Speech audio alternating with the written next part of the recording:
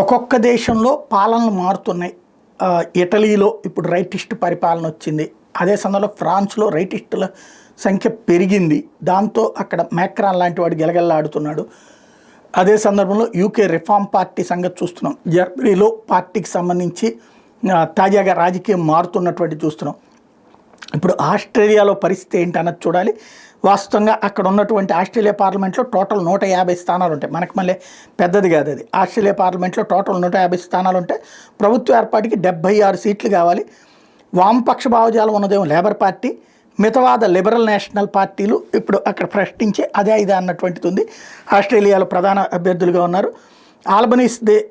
ఆల్బనీస్కి liberal party సారథి Dutton మధ్యన ఇప్పుడు నడుస్తుంది. ఇప్పుడు లేబర్ పార్టీ ప్రస్తుతం నడుస్తున్నటువంటి సందర్భంలో లిబరల్ పార్టీ సారథి డట్టన్ రివర్స్లో ముందుకు వెళ్తున్నటువంటి పరిస్థితి. ఆల్రెడీ ఆస్ట్రేలియాలో ఆల్బనీస్ పరిస్థితి అయిపోయింది అన్నటువంటి మాట చెప్తున్నారు. క్రమంగా ప్రజల్లో మార్పు వచ్చింది. అక్కడ ప్రభుత్వపు ఆలోచన తీరులో మెయిన్ ఎస్పెషల్లీ తక్కువ రేటుకి ఇళ్ళు ఇస్తామన్నటువంటిది, అట్లాగే అధిక వడ్డీ రేట్లకు సంబంధించినటువంటి తగ్గిస్తామన్నటువంటి హామీల్ని ఈ లిబరల్ పార్టీ ఇస్తున్నటువంటి నేపథ్యంలో ఆల్బనీస్ పరిస్థితి ఏంటో చూడాల్సి ఉంది.